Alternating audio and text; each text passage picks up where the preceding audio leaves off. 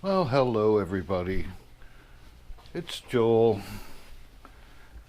Today what I'd like to talk with you about is the use of these tablets.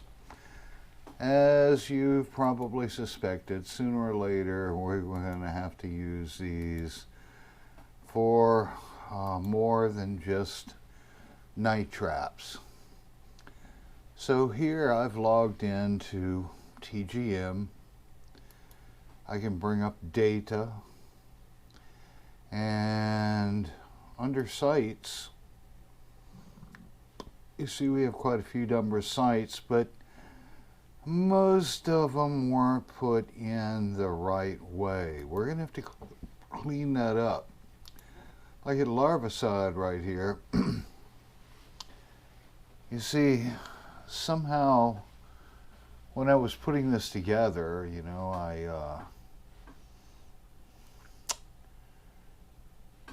I was showing off how to do it, and I created a couple of these entries right here.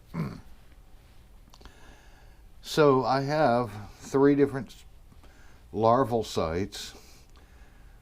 I'm calling this Latigue because when we go out there to spray this, we send the people to go to modern farms. So let me start with the tablet first. You want to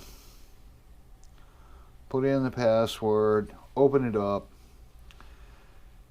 First thing we want to go to is settings.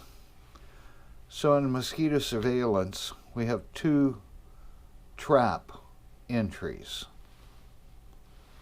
The Larvacide.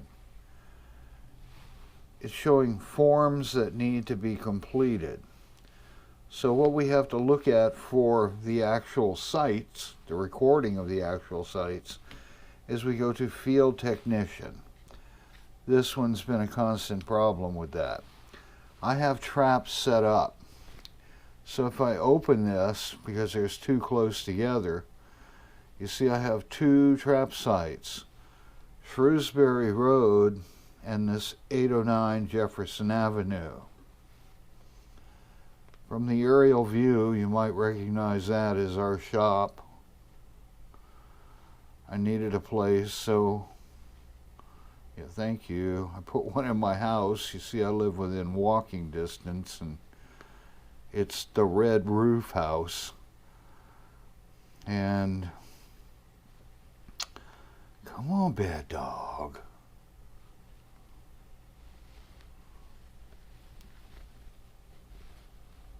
Thank you. And then this site close by. We've been out to this site quite a number of times.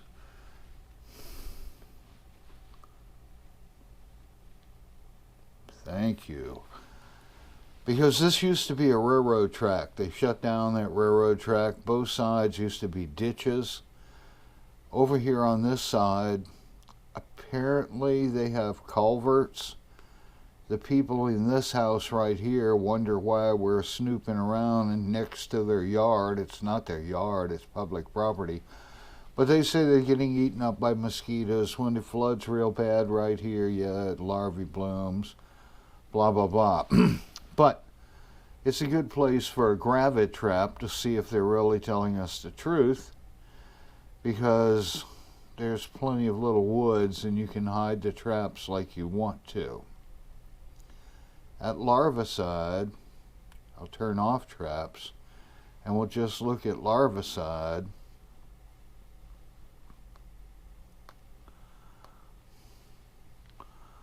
Populate, please. Thank you. Out here at Hanson's, it's actually Harlan's Louisiana fish, but whatever, 606 Short Street, there's this ditch where the parts of the fish they don't eat run off into the ditch. Makes it just super septic-y. I mean, 200 per dip, most of them pupae. You know, if you don't get out there, yeah, they're going to be pupae. Right there is a culvert, and that culvert runs underground over here to this ditch. It's another little ditch in the middle of Kenner that, whatever. But it gets real septic-y right in here. And in these two super deep spots, when I say super deep, it's like 12 feet below the roadway. So if I was to choose that one, it talks about how, you know, yeah, there it is, 606 Short Street. But site risk assessment note. Environmental, there's wildlife, poisonous plants, stinging insects, etc. Additional hazards, access routes to and from the work area. So I added in the notes, be alert for alligators. Yes, there's an alligator that lives out there. And when you're going across the railroad tracks, snakes and poison ivy by the woods. And I see a misspelled V. Be very careful of when you're crossing the tracks. Yeah, the trains come through there at 50 to 60 miles an hour. When you hear a train blowing, you better be clear of that railroad track and stay well alert. So under trap site, here's all the little details about it. And we come to this trap number.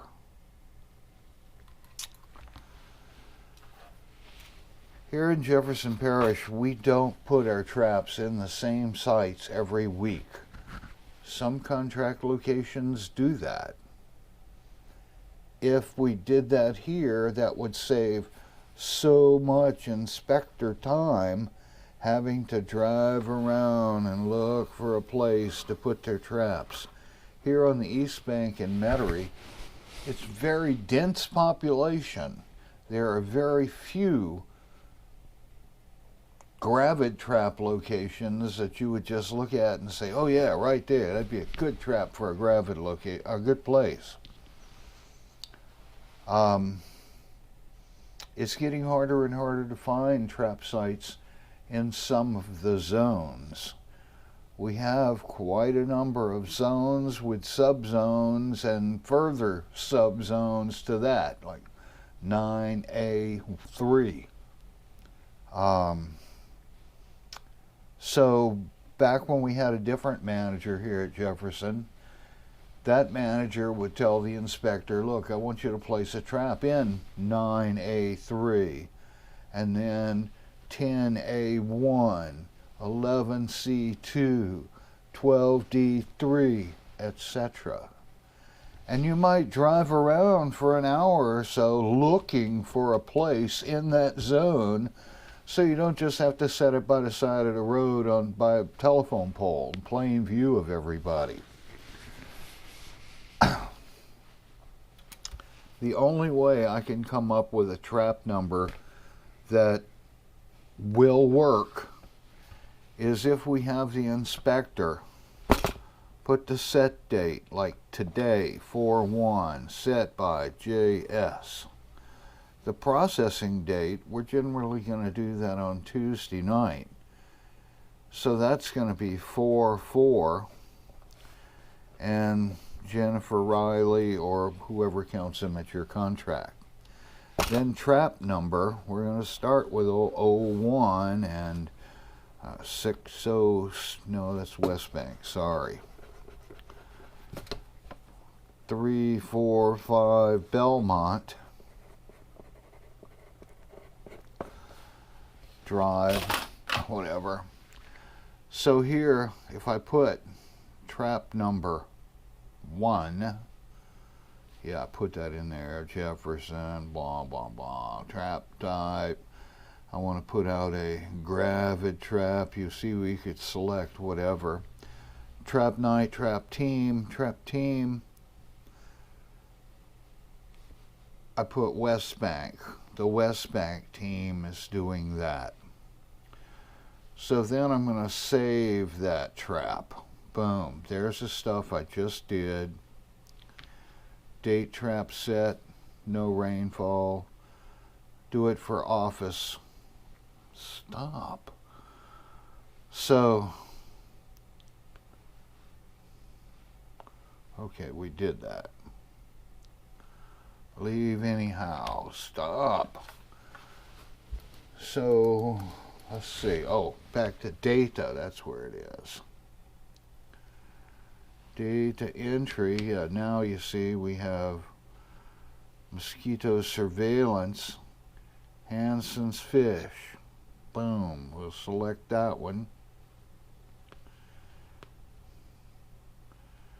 And, oh, here we go. This is where, in our case, Jennifer is going to do it. And she's going to do it on the 4th. Okay. Identified by JR. I guess I should make that different.